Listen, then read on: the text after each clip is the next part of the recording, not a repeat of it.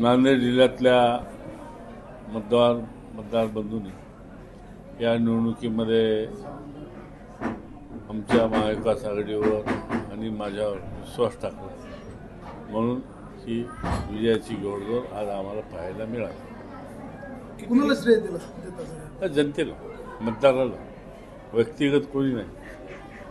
आणखी किती लीडपर्यंत तुम्हाला ही लीड मिळेल? मी मागेही सांगितलं 1 लाखाच्या आसपास लीड मिळेल. त्या अंदाजांना चालली आता आमची लीड जवळपास. समोर भाजपा आणि तुम्ही म्हणजे असं काही वाटत होतं का? ह्या निवडणुकीमध्ये मला कसलीच भीती वाटली नाही, कारण का लोकांचाच एवढा आधार मिळाला, लोकांचाच कौल होता. त्यामुळे मी नास्त या निवडणुकीमध्ये प्रचार करीत राहिलो, लोकांच्या भेटीगाठी घेत राहिलो आणि हा विश्वास लोकांनी कायम टाकला. ऐन निवडणुकीच्या काळामध्ये अशोक चव्हाण भाजपमध्ये गेले, त्यामुळं आव्हान वाटलं होतं.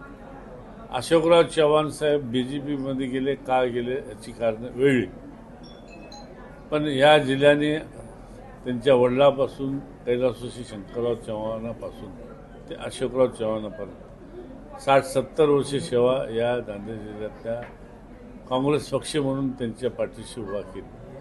पण अचानक अशोकराव चव्हाण BJPमध्ये गेले.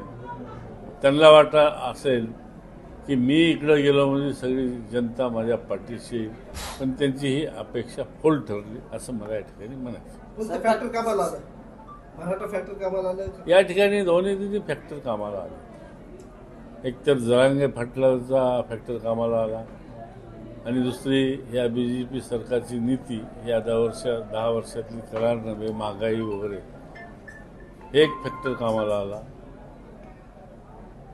सरकार आलं तर पहिलं काम काय राहील जिल्ह्यासाठी? सरकार आलं तर या जिल्ह्यातल्या ज्या काही त्रुटी असतील, नांदेड शहराच्या दृष्टीने असेल, रस्ते वाहतुकीचा प्रश्न आहे, नांदेड शहरामध्ये ड्रेनेज नालीचा प्रश्न आहे, पाणी पाहिलं तर आपण बघतो रस्ते तुंब भरतात, ग्रामीण भागामध्ये कुठं तळ्याचा प्रश्न आहे, आणखी कुठल्या अनेक सुशिक्षित बेकारांचा प्रश्न आहे. या ठिकाणी प्रश्न सोडवावे लागतात. देशभरामध्ये काँग्रेसने चांगली मुसंडी मारलेली आहे, काय सांगा?